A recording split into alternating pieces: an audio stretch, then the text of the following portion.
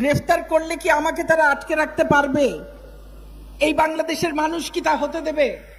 আমাকে গ্রেফতার করবে, বাংলাদেশের মানুষ আন্দোলন করবে, আমাকে ওরা মুক্তি দিতে বাধ্য হবে, ওরা নির্বাচন দেবে, আমরা নির্বাচনে জিতব, আমরা দেশ পরিচালনা করব। আজকের এই দিনটি যখন আমরা এই 11ই জুন যখন আমরা পালন করি, একই সঙ্গে যেমন একটা আনন্দের দিন, তার সঙ্গে সঙ্গে আমাদের মনে এই প্রশ্নও জাগে যে স্বাধীন বাংলাদেশে, যে বাংলাদেশটি এত ত্যাগের বিনিময়ে আমরা স্বাধীন করেছি, যে বাংলাদেশটি স্বাধীন করবার জন্যে জাতির পিতা 23 বছর সংগ্রাম করেছেন, শুধু নয় তার মধ্যে 14 বছর কারারুদ্ধ ছিলেন, সেই বাংলাদেশে জাতির পিতার কন্যাকে দেশকে নেতৃত্ব দেবার জন্যে কেন কারাগারের অন্ধপ্রকোষ্ঠে সময় কাটাতে হয়? এই প্রশ্নটিকে আমাদের সবার মনে জাগে না? কেন শেখ হাসিনাকে কারারুদ্ধ হতে হয়? কেন আমরা তার কারামুক্তি দিবস পালন করতে হয়? একে তো তার পিতার মতোই তার স্বদেশ প্রত্যাবর্তন দিবস আছে, তাও দুটি স্বদেশ প্রত্যাবর্তন দিবস। তার পিতার স্বদেশ প্রত্যাবর্তন দিবস, সেটি আমরা জানি, তিনি ফিরে এসেছিলেন তার স্বপ্নের স্বাধীন সোনার বাংলায়। কিন্তু কেন তার কন্যাকে নির্বাসিত দুঃসহ 6টি বছর বিদেশে কাটিয়ে পিতৃমাতৃহীন ভাইদের হারানো, সকলকে হারানো এক বুক বেদনা নিয়ে এই বাংলাদেশে ফিরে আসতে হয়েছিল? কেন আবার তাকে 2007 সালে আবারও তাকে যুদ্ধ করে, সমস্ত আন্তর্জাতিক মহলকে আলোড়িত করে, আন্তর্জাতিক একটা জনমত তৈরি করে, সারা দেশের মধ্যে একটা বিরাট আন্দোলন তৈরি করে কেন তাকে ফিরে আসতে হলো? কেন তিনি নিজ দেশে আসবার জন্য এত যুদ্ধ করলেন? এর সব উত্তর হলো, এই বাংলাদেশটি এত কষ্ট ত্যাগের বিনিময়ে স্বাধীন হওয়া বাংলাদেশটি স্বাধীনতার মাত্র 3.5 বছরের মাথায় স্বাধীনতা বিরোধী, দেশ বিরোধী, যুদ্ধাপরাধীদের কবজায় চলে গিয়েছিল। তাদের ষড়যন্ত্রে, তাদের দেশি বিদেশি ষড়যন্ত্রের দোষদের কারণে জাতির পিতাকে সপরিবারে নৃশংসভাবে হত্যা করা হয়েছিল। যে হত্যাকাণ্ডের শিকার হয়েছিলেন আপনাদের আজকের সভাপতি, আপনাদের প্রাণপ্রিয় চেয়ারম্যান, তার পিতা মাতা, তার মাতা অন্তঃসত্ত্বাও ছিলেন। একটা স্বাধীন দেশে স্বাধীনতার মাত্র 3.5 বছরের মাথায় অবিসংবাদিত নেতা, স্বাধীনতার প্রাণ পুরুষ, মহান নেতা, তাকে এই যে নৃশংসভাবে হত্যা করা হয়েছিল, তার মধ্য দিয়েই এই বাংলাদেশের এই যে টালমাটাল ঝঞ্ঝা বিক্ষুব্ধ একটা পথ চলা তার শুরু হয়েছিল। বঙ্গবন্ধু স্বাধীনতার স্বপ্ন দেখিয়েছিলেন, মুক্তির স্বপ্ন দেখিয়েছিলেন, স্বাধীনতা দিয়ে গেছেন। মুক্তির পথে যখন আমাদেরকে নিয়ে যাত্রা শুরু করেছিলেন, তখনই স্বাধীনতা বিরোধীরা ছোবল হেনেছিল। এবং 75-এ জাতির পিতাকে সপরিবারে নৃশংসভাবে হত্যা করার পর এবং তার দোসর জাতীয় 4, তার যে ঘনিষ্ঠ সহচর জাতীয় 4 নেতাকে নৃশংসভাবে কারাগারেও কারা অভ্যন্তরে হত্যা করার মধ্য দিয়ে স্বাধীনতা বিরোধীরা ক্ষমতায় অধিষ্ঠিত হয়েছিল এবং এই দেশটিকে স্বাধীনতার চেতনা থেকে সম্পূর্ণ বিচ্যুত করে একটা ভুল পথে পরিচালিত করেছে। আমরা দিশাহীন হয়ে নাবিকবিহীন জাহাজের মতো 21টি বছর চলেছি। স্বাধীনতার চেতনা ভুলুণ্ঠিত হয়েছে। রাজাকারের গাড়িতে শহীদের রক্ত রঞ্জিত পতাকা উঠেছে। যুদ্ধাপরাধীরা, বঙ্গবন্ধুর হত্যাকারীরা দাপিয়ে বেরিয়েছে।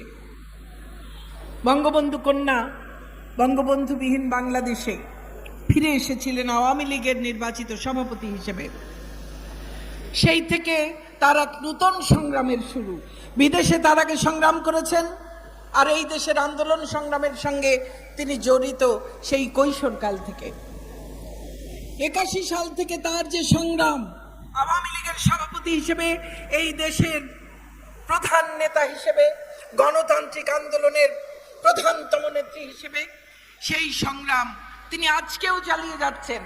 আজকেও দেশের সরকার প্রধান হিসেবে গণতন্ত্রকে নিষ্কণ্টক করবার জন্যে আজকেও সেই একই স্বাধীনতা বিরোধী অপশক্তির সঙ্গে তাকে লড়াই করতে হচ্ছে, সংগ্রাম করতে হচ্ছে। আজকেও তাকে হত্যা করবার জন্য আজকেও আস্ফালন শোনা যায় সেই একই অপশক্তির কাছ থেকে। যারা ৭১-এর হত্যাকারী, ৭৫-এর হত্যাকারী, ২০০১ থেকে ২০০৬ সালের হত্যাকারী, ২০০৪-এর গ্রেনেড মেরে শেখ হাসিনাকে হত্যা চেষ্টায় ২৪ জনকে যারা হত্যা করেছে, যারা অসংখ্যবার ১৯ বার অন্তত পক্ষে শেখ হাসিনাকে হত্যা করার চেষ্টা করেছে, যারা ২০১৩-১৪ সালে মানুষকে পুড়িয়ে পুড়িয়ে হত্যা করেছে, সেই হত্যাকারীরা আবার আজকে দুঃসাহস দেখায়। তারা আজকে আবার আস্ফালন করে, বলে ৭৫-এর হাতিয়ার নাকি তারা আবার গর্জে তুলতে চায়। সেই বাংলাদেশে দাঁড়িয়ে আজকে আওয়ামী যুবলীগের এই সমাবেশে আমি আমার যুবলীগের সংগ্রামী নেতাকর্মীদের সামনে কথা বলবার সুযোগ পেয়েছি। আমি আয়োজকদের কাছে আমার আন্তরিক ধন্যবাদ এবং কৃতজ্ঞতা জানাই। আমি গভীর শ্রদ্ধায়, ভালোবাসায়, কৃতজ্ঞতায় স্মরণ করি সর্বকালের সর্বশ্রেষ্ঠ বাঙালি জাতির পিতা বঙ্গবন্ধু শেখ মুজিবুর রহমানকে। স্মরণ করি ৭৫-এর ১৫ই আগস্টের সকল শহীদকে, বঙ্গমাতা বেগম ফজিলাতুন্নেসা মুজিব, বঙ্গবন্ধুর ৩ পুত্র ক্যাপ্টেন শেখ কামাল, লেফটেন্যান্ট শেখ জামাল, শিশুপুত্র শেখ রাসেল, ২ পুত্র বধূ বঙ্গবন্ধুর ভাই শেখ নাসের সহ আওয়ামী যুবলীগের প্রতিষ্ঠাতা শেখ ফজলুল হক মনি, তার অন্তঃসত্ত্বা স্ত্রী বেগম আরজুমনি সহ আরও যারা সেদিন প্রাণ হারিয়েছিলেন ঘাতকের নির্মম বুলেটের আঘাতে, তাদের সকলকে স্মরণ করি বিনম্র শ্রদ্ধায়। স্মরণ করি জাতীয় ৪ নেতাকে যাদেরকে কারা অভ্যন্তরে নৃশংসভাবে হত্যা করা হয়েছিল। স্মরণ করি ৭১-এর ৩০ লক্ষ শহীদকে। স্মরণ করি লক্ষ লক্ষ ধর্ষিতা নির্যাতিতা নারীকে। স্মরণ করি ভাষার আন্দোলন থেকে আজ পর্যন্ত আমাদের সকল অধিকার আদায়ের আন্দোলন সংগ্রামে যারা আত্মাহুতি দিয়েছেন তাদের সকলকে। এই বাংলাদেশটি বহু শহীদের রক্তে রঞ্জিত বাংলাদেশ। তাদের রক্তে এই মাটি পবিত্র হয়েছে। এই পবিত্র মাটিতে ঘাতকের কোনো স্থান হতে পারে না। এই পবিত্র মাটিতে ষড়যন্ত্রকারীর কোনো স্থান হতে পারে না।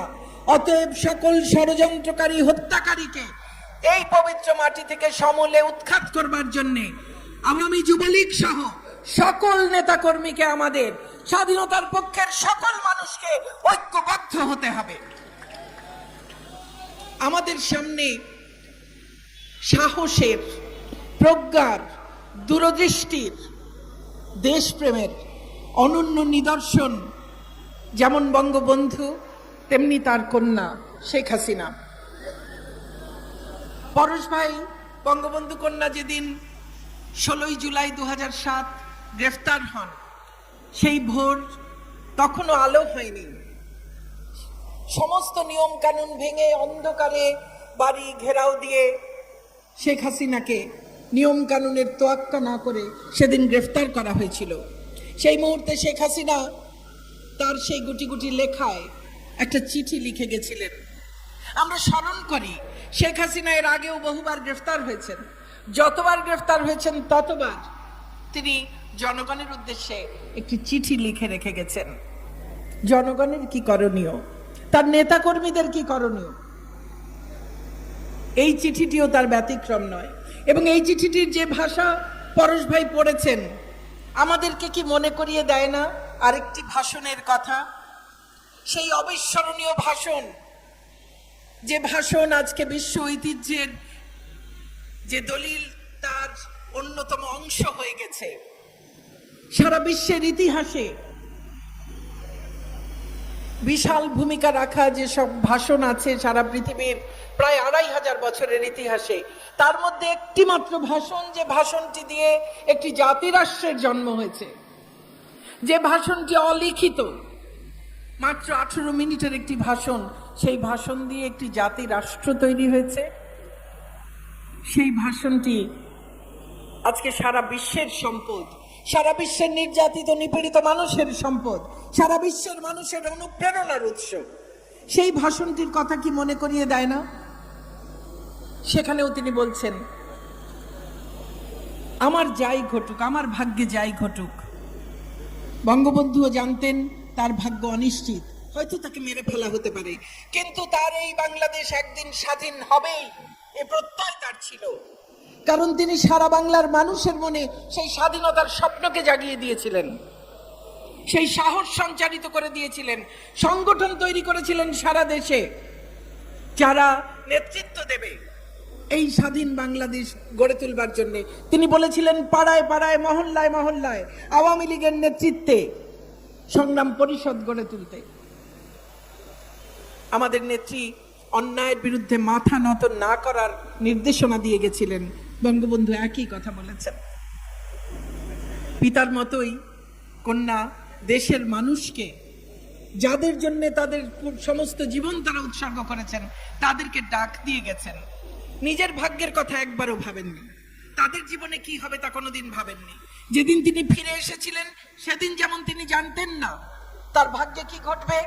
তাকে বলা হয়েছিল দেশে ফিরে এলে ফিলিপাইনের অ্যাকুইনোর মতো তার অবস্থা হবে, হয়তোবা বিমানবন্দরেই তাকে হত্যা করা হতে পারে, কিংবা বিমানবন্দর থেকে তাকে নিয়ে যাওয়া হতে পারে অজ্ঞাত কোনো স্থানে, এবং হয়তোবা তাকে আর কোনোদিন খুঁজেও পাওয়া যাবে না। বহু রকমের ভয় তাকে দেখানো হয়েছিল। শেখ হাসিনা ভয় পাওয়ার মানুষ নন, কারণ তিনি বঙ্গবন্ধুর মেয়ে। বঙ্গবন্ধু মুজিবের মেয়ে ভয় কাকে বলে তা জানেন না। তার অভিধানে ভয় বলে কোনো শব্দ নেই। তিনি একমাত্র সৃষ্টিকর্তা ছাড়া আর কাউকে ভয় পান না। অতএব তাকে কোনো ভয় দেখিয়ে কাজ হয়নি। 81 সালে যেমন ফিরে এসেছিলেন, 2007 সালেও একইভাবে ফিরে এসেছিলেন।